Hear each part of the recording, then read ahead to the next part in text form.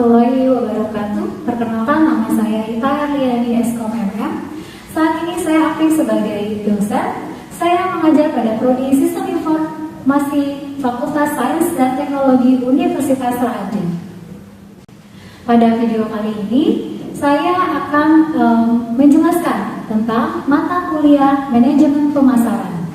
Manajemen pemasaran menggambarkan tentang bagaimana sebuah perusahaan berupaya mencapai tujuan pemasaran dengan mengidentifikasi pelanggan dan segmen pasar yang harus dilayani dan melayani pasar. Sasaran tersebut dengan menggunakan sumber-sumber yang memadai. Perusahaan harus memiliki kapabilitas yang cukup untuk mengisi peluang pasar yang ada. Kepuasan pelanggan merupakan faktor pengendali bagi fungsi pemasaran dan untuk merumuskan bauran pemasaran yang sesuai berupa produk, harga, distribusi, dan promosi. Dan sejalan dengan perkembangan teknologi informasi dan komunikasi yang pesat, proses pemasaran menjadi sangat penting. Pemasaran di era ini dilakukan dengan digital. Capaian pembelajaran pada mata kuliah Manajemen Pemasaran diantaranya mahasiswa mampu menjabarkan konsep pemasaran produk dan jasa. Mahasiswa mampu memahami konsep harga dan strategi harga, membangun merek dan menciptakan positioning pasar. Mahasiswa mampu membangun komunikasi pemasaran dan pengetahuan dalam bidang bisnis dan manajemen. Topik pada mata kuliah Manajemen Pemasaran diantaranya adalah manajemen pemasaran, tujuan pemasaran, dan konsep pemasaran, menghadapi pemasaran di pasar, merancang strategi pemasaran, membidik pasar sasaran, bauran pemasaran atau marketing, mix, analisa perilaku konsumen dan pasar, bisnis dan perilaku, analisa industri dan persaingan, menghadapi persaingan dan merancang strategi persaingan, total customer satisfaction, customer relationship management, dan total quality management. Strategi diferensiasi dan produk life cycle, menghadapi persaingan pasar global dan merancang strategi pasar global, merancang program pemasaran dan strategi produk dan merek, mengelola pemasaran jasa, strategi dan penetapan kebijakan harga, merancang dan mengelola jaringan nilai dan saluran pemasaran. Promosi mix, mengelola iklan, personal selling, promotion penjualan, hubungan masyarakat dan pemasaran langsung. Yang terakhir, mengelola upaya pemasaran total. Metode pembelajaran yang akan saya lakukan adalah metode DIY, Delivery Interaction Assessment. Metode delivery, di sini saya akan menyampaikan materi pembelajaran selama di dalam kelas. Saya menggunakan textbooks, diantaranya adalah Kotler jilid 1 dan jilid 2, edisi ke-13. Dan mahasiswa juga dapat menggunakan buku-buku referensi atau buku-buku pendukung lainnya untuk pembelajaran. Metode interaction, di sini saya berinteraksi dengan mahasiswa dalam perkuliahan manajemen pemasaran di dalam kelas, mengadakan sesi diskusi di setiap pertemuannya. Saya juga membuat grup WhatsApp untuk berinteraksi. Yang ketiga, metode assessment, melakukan penilaian terhadap mahasiswa yang berada di dalam kelas manajemen pemasaran. Teknik yang dinilai berupa keaktifan mahasiswa dalam forum diskusi, tugas, UPS, dan UAS. Demikian metode pembelajaran pada mata kuliah manajemen pemasaran. Sekarang mari kita lihat proses pembelajaran yang dilakukan di dalam kelas. Assalamualaikum warahmatullahi wabarakatuh. Perkenalkan, nama saya Ita Arliani Eskom MM. Kebetulan hari ini saya akan mengajar mata kuliah manajemen pemasaran. Ya, jadi kelas kali ini adalah kelas manajemen pemasaran. Jadi sebelum kita masuk ke dalam materi, saya akan kasih beberapa aturan-aturan yang ada di kelas saya. Oke. Ini adalah kegiatan belajar mengajar. Ya. Di sini ada penilaian, terus ada buku referensi. Apa sih yang akan saya pakai selama mata kuliah ini? Ya. Yang pertama ini adalah penilaian. saya akan kasih tahu ada penilaian apa aja di sini. Ya. Yang pertama adalah kehadiran. Kehadiran dihitung 10%. Terus nanti saya ada tugas individual dan kelompok. Ya, itu untuk di tengah-tengah nanti ada tugas kelompok, saya tugas individual. Yang ketiga adalah ujian tengah semester atau biasa yang disebut UTS. Ya. Terus ada ujian di akhir semester. Oke. Nah, ini ada buku referensi yang saya gunakan dalam mata pelajaran ini, dalam kuliah ini. Ya, ada dua-duanya punya cover.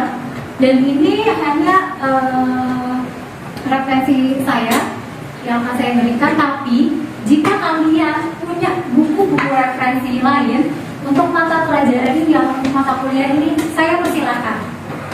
Ya, saya persilakan kalian menggunakan buku referensi lain atau buku-buku pendukung lainnya.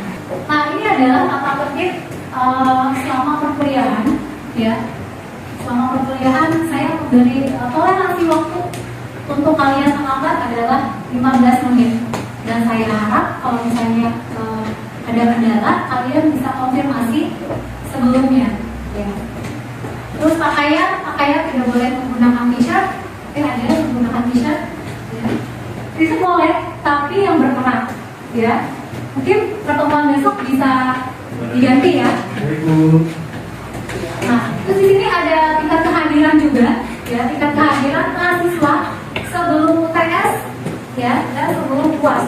Ya, jadi kalian harus tahu berapa sih tingkat kehadiran kalian yang kalian harus isi, ya, sebelum UTS bisa kalian ikuti atau UAS bisa kalian ikuti.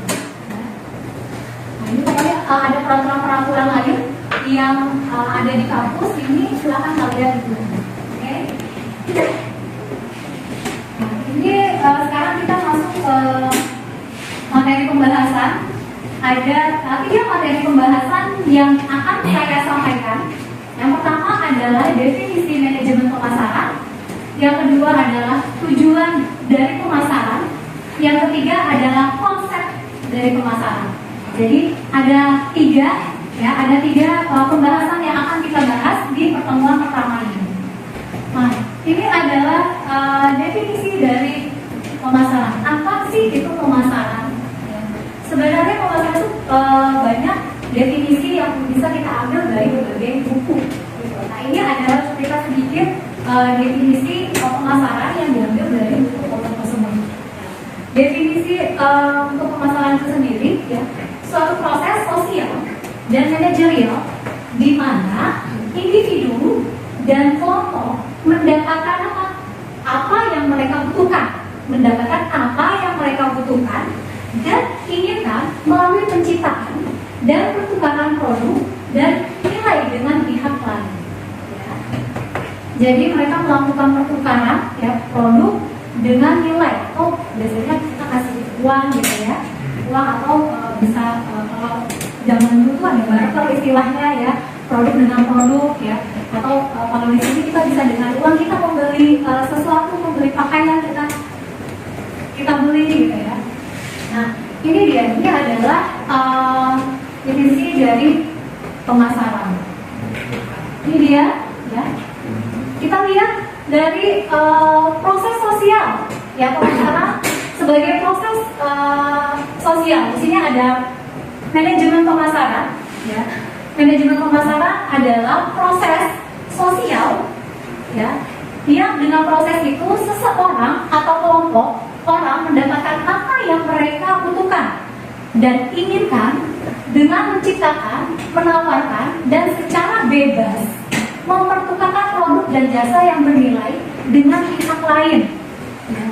Jadi mereka melakukan pertukaran dengan kelompok-kelompok tertentu atau orang-orang tertentu, ya, secara sosial atau secara di lingkungan mereka, seperti itu, ya. Terus kalau misalkan kita lihat dari proses manajerialnya, ya, di sini adalah manajemen pemasaran adalah proses perencanaan dan pelaksanaan pemikiran, penetapan harga, ya, promosi dan penyaluran gagasan, barang dan jasa untuk menciptakan pertukaran dan memenuhi sasaran-sasaran individual dan organisasi. Jadi di sini tuh lebih ke manajerial ya. Bagaimana sih membuat satu gagasan, gitu ya, gagasan pemasarannya, ya. Terus menetapkan harga. Bagaimana sih nih kita mau jual produk, kita harus tetapin dulu nih harganya berapa, gitu ya. Apa kita mau memasarkan produk, kita tetapin dulu harganya berapa. Kita nggak mungkin langsung jual produk itu, tapi kita tidak hitung cost yang sebelumnya kita keluarkan untuk menciptakan produk tersebut. Nah, di sini ya kita lanjut lagi. Ini adalah manajemen pemasaran. Ya, ini definisinya. Ya. Adalah seni dan ilmu memilih pasar sasaran dan mendapatkan, mempertahankannya dan menumbuhkan pelanggan melalui penciptaan, pengiriman dan komunikasi nilai pelanggan yang unggul. Ya. Di sini bagaimana sih di manajemen pemasaran ini? Kita tahu sasaran kita tuh kemana, gitu ya. Sasaran produk kita itu akan kita pasarkan kemana. Terus kita tahu juga bagaimana sih kita mempertahankan dari produk kita nih, produk kita tetap unggul di pasaran. Terus menumbuhkan pelanggan-pelanggan baru. Misalnya kita punya pelanggan lama itu kita lihat supaya mereka tetap setia dengan produk yang kita produksi. Terus bagaimana sih selain itu kita juga harus menarik pelanggan-pelanggan baru, ya, pelanggan-pelanggan baru yang akan menjadi pelanggan loyal kita selanjutnya. Ini ada definisi dari pasar. Mungkin kalian tuh sering dengar ya, pasar itu apa sih, gitu ya. Kalian beli barang jadi ke pasar, gitu ya. Kalau sekarang kan udah banyak e-commerce ya, tapi kita harus tahu dulu nih pasar itu pendefinisiannya seperti apa sih, gitu ya. Nah, di sini kita lihat ya, pasar adalah tempat fisik di mana pembeli dan penjual berkumpul. Ya, berkumpul untuk apa? Untuk mempertukarkan barang atau untuk proses jual beli. Ya, itu adalah pasar. Pasar ini adalah tempatnya. Ya, jadi kita butuh tempat untuk melakukan proses jual beli, dan ini adalah pasar. Tapi ada yang lain juga menyebutkan, ya, pasar adalah tempat penjual atau pembeli melakukan transaksi atas produk tertentu, ya, transaksi jual beli, gitu ya, istilahnya transaksi jual beli di dalam satu tempat, ya. Transaksi apa? Produk, ya, jasa, ya. Nah, di sini kalau kita lihat dari klasifikasi pasar itu sendiri, ya, klasifikasi pasar itu ada klasifikasi pasar tradisional dan ada klasifikasi pasar modern. Kalau misalnya pasar tradisional, gitu ya, kalian misalnya saya mau beli sayur, gitu ya. Nah, sayur itu adanya di mana? Di pasar tradisional, ya, ada tradisional. Nah, kalau misalnya mau pasar modern tuh lebih kayak supermarket, gitu ya. Boleh nyebutin ya di sini ya. Ya, supermarket kayak gitu. Nah, itu kalian bisa disebut itu adalah pasar modern. Nah, di sini kita lihat juga pelaku bisnis menggunakan istilah pasar untuk mencakup berbagai kelompok pelanggan. Ya, pelanggan potensial. Jelas ya. Jadi pasar itu untuk apa sih? Jadi kalian nggak salah nih. Nanti kalian bisa tahu klasifikasi pasar modern itu seperti apa, pasar tradisional itu seperti apa. Yang kalian udah tahu, saya ke minimarket, itu termasuknya pasar modern. Ya. Apa yang dipasarkan di sini? Yang kita lihat ada barang, ya. Di sini barang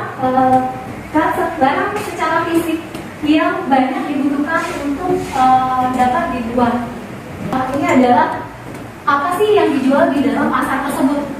Ya, apa sih yang dijual di dalam pasar tersebut? Ya, ada servis juga atau jasa, ada event, ya, ada experience pengalaman kalian seperti apa, gitu ya. Ini juga bisa dipasarkan, gitu, atau bisa dijual, gitu ya. Atau ide atau gagasan. Selain ini masih banyak lagi yang lain, gitu, yang bisa kalian pasarkan. Ini hanya beberapa contoh aja yang saya taruh di sini, karena sekarang semakin berkembangnya teknologi, banyak ide-ide apa sih yang akan dipasarkan di pasaran nanti, ya. Nah, ini kita lihat di sini ada jasa juga, ya. bersifat tangible dan tidak terwujud. Terus ada pertunjukan yang sesuatu yang bersifat informatif atau edukatif, ya, pertunjukan ini. Terus ada pengalaman, sesuatu yang dapat memberikan masa pengalaman tertentu kepada orang lain. Ya, misalnya kita pernah melakukan kegiatan traveling atau seperti apa. Nah, ini kita juga bisa melakukan pemasaran, gitu ya. Melakukan pemasaran untuk hal seperti ini. Terus ada ide dan gagasan, menawarkan gagasan atau pemanfaatan kegunaan dari barang atau jasa yang dipasarkan. Di sini ada tujuan dari pemasaran, ya. Kita tahu dulu nih, ini produk, ya. Mengenal produknya dulu nih, si konsumennya harus tahu produknya. Terus harus melakukan pendekatan dulu terhadap konsumennya. Setelah konsumennya tahu apa itu produk tersebut, biasanya konsumen itu akan membeli produknya. Ya, biasanya gitu. Kalian kalau mau membeli sesuatu, kalian harus tahu dulu kan. Tahu dulu produk apa sih yang akan kalian beli, manfaatnya sih apa gitu, keunggulannya apa sih produk yang kalian beli dengan produk A dan B. Biasanya gitu kan. Ya, kalian mempertimbangkan dua produk yang ingin kalian beli untuk mendapatkan satu produk yang sesuai dengan keinginan kalian, ya. Nah, di sini ada tujuan pemasarannya. Biasanya kita harus apa dulu nih? Kita harus paham dulu terhadap pasar. Kita harus paham terhadap pasar yang akan kita munculkan produk tersebut, ya. Bagaimana sih produk yang akan kita jual atau yang akan kita pasarkan ke pasar tersebut. Jadi kita harus tahu nih, pasar kita tuh kemana sih. Kita harus paham dulu tujuan pemasaran produk kita tuh kemana. Yang kedua, menciptakan produk sesuai dengan kebutuhan. Kebutuhan apa sih yang sedang dibutuhkan untuk anak-anak modern sekarang, ya. Yang kalau misalnya kita lihat anak-anak IT nih misalkan, ya, atau anak-anak manajemen tuh sebenarnya lagi apa sih? Lagi tren apa? Gitu, headphone yang seperti apa? Nah, itu pasti ada produk-produk yang dibuat atau yang disesuaikan dengan tingkat keinginan pasar. Ya, makanya kita harus tahu dulu nih, pasar yang akan kita cakup itu apa? Gitu, di mana? Dan kita harus tahu juga levelnya level menengah ke atas kah? Ya, menengah atau level bawah. Ya, produk yang akan kita luncurkan. Terus ada apa lagi? Membangun citra dari produk itu sendiri, ya. Produk itu harus dibangun citranya seperti apa? Kalau misalnya kita lihat beberapa iklan handphone, ya, itu kan banyak citranya berbeda-beda, ya kan? Ya, berbeda-beda. Di mana sih citranya Samsung, ya, iPhone dan yang lainnya itu pasti berbeda-beda, ya, karena mereka sudah menciptakan citra mereka atau citra produk mereka masing-masing. Terus penjual. Nah, kita udah tahu nih penjualnya kemana aja, ya, penjualnya mau memasarkan produk-produk tersebut itu kemana aja, mereka udah tahu. Oke? Nah, akhirnya si konsumen tahu nih produknya apa, dia memahami dan dia akan beli produknya. Siapa yang memasarkan? Ya, di sini kita lihat ada marketer adalah seseorang yang mencari respon atau perhatian, ya, dari pihak lain. Ya. Pemasaran terampil dalam simulasi permintaan dan produk perusahaan mereka. Ya, jadi marketer ini harus tahu produk yang dia jual itu seperti apa. Biasanya di sini kita lihat seperti para profesional dalam bidang produk dan logistik bertanggung jawab atas manajemen pasokan. Nah, kalau si marketer ini bertanggung jawab dalam bidang manajemen permintaan. Ya, jadi dia harus lihat nih permintaan di pasaran tuh mintanya apa, ya. Mereka minta apa dan perusahaan harus menyiapkan permintaan pasar yang ada. Nah, ini marketernya harus bisa melihat itu. Nah, ini dia pentingnya dari marketing atau pemasaran, ya. Karena ada yang marketing, terus diamondnya apa sih? Keuntungannya apa sih? Ada diamondnya, ada job, ya kan? Kalau misalnya ada marketing, dia melakukan pemasaran, ada produknya yang diminta di pasaran, maka ada karyawan yang akan melakukan proses produksi. Terus dapat apa? Revenue-nya ada profit, ya, ada profit. Ya. Profit ini bisa didapat di perusahaan. Perusahaan bisa mendapatkan satu profit yang ada setelah produk-produk ini dijual. Terus ini ruang lingkup marketing. Di sini ada pemasaran adalah aktivitas serangkaian institusi dan proses untuk menciptakan, mengkomunikasikan, menyampaikan dan bertukar penawaran yang memiliki nilai bagi pelanggan, klien, mitra dan masyarakat pada umumnya. Ya, ini adalah ruang lingkup dari marketing dan segi pemasaran. Ya. Menciptakan, mengkomunikasikan, menyampaikan produk-produk apa sih yang ada gitu. Terus ini adalah konsep dasar pemasarannya. Ya, di sini kita harus lihat dulu pasarnya di mana, ya. Terus kita lihat juga kebutuhan dari lingkungan sekitar, keinginannya seperti apa. Terus kita lihat juga perilaku konsumennya, ya. Baru nanti kita lihat di sini produknya, targetnya kemana nih? Ya, targetnya berapa gitu ya? Dari hasil produk yang kita luncurkan, ya. Terus di sini ada pertukaran, ada transaksi. Nah, di sini ada konsep pemasaran, ya, muncul pada pertengahan tahun 1950. Di sini ada orientasi saat itu, ya, itu hanya berpusat pada produknya aja. Pelanggan tidak pernah ditempatkan pada posisi tertinggi. Tapi kalau sekarang pelanggan itu ditetapkan pada posisi tertinggi. Di sini kita lihat, ya, konsep buat dan jual.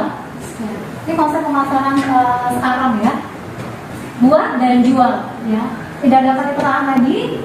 Paling tidak ada penggeseran filosofi dari kata buat dan jual menjadi pahami dan tanggapi. Ini dia adalah konsep pemasaran yang sekarang dan yang akan datang, yang akan digunakan. Nah, ini ada relationship marketing, ya. Mereka memasarkan, ya, mereka memasarkan, terus mendevelop orang-orang yang akan membeli produk kita. Di sini ada integrated marketingnya, ada create, communicative, dan delivery customer value. Ini ada apa sih yang harus dilakukan untuk mendukung keberhasilan manajemen pasar? Nah, di sini ada mengubah, ya, mendorong, mengembangkan, mengaktifkan lagi, ya, menyelaraskan, memelihara, mengurangi, ya, merintangi. Nah, ini ada 8 yang harus dilakukan untuk mendukung keberhasilan dari manajerial pemasaran. Ya. Oke, sekian materi manajemen pemasaran yang saya sampaikan hari ini. Ya. Untuk penutupnya, saya mungkin di sini ada yang ingin bertanya. Jadi saya pernah dengar filosofi bisnis pelanggan itu adalah raja. Itu maksudnya apa, Ibu? Pelanggan adalah raja. Bagaimana sih kita mengorientasikan pelanggan, ya, pelanggan kita itu pada posisi teratas, sehingga kalau dulu kita hanya udah jual barang aja, ya, jual produk aja yang dapat value, tapi habis itu pelanggannya udah lepas gitu aja. Nah, di sini kita bagaimana sih pelanggan ini, ya, pelanggan ini dijadikan orientasi utama, sehingga orientasi pelanggan ini jadi pelanggan yang loyal terhadap produk dan jasa kita yang kita pasarkan. Jadi dia akan terus menerus, ya, beli produk kita. Itu produk filosofinya. Terima kasih. Sekian pertemuan pertama dari mata kuliah manajemen pemasaran. Kita akan ketemu lagi di minggu depan untuk kelas yang sama, mata kuliah yang sama, manajemen pemasaran di pertemuan kedua. Terima kasih. Wassalamualaikum warahmatullahi wabarakatuh. Selamat sore. Demikian video singkat pengajaran pada mata kuliah manajemen pemasaran. Semoga dapat memberikan gambaran dalam kegiatan bidang pendidikan dan pengajaran yang saya lakukan. Selaku dosen khusus pengampu mata kuliah manajemen pemasaran pada jurusan Fakultas Sistem Informasi, mohon maaf apabila terdapat kekurangan dan kesalahan. Atas perhatiannya saya ucapkan terima kasih. Saya Ita Aryani undur diri. Wassalamualaikum.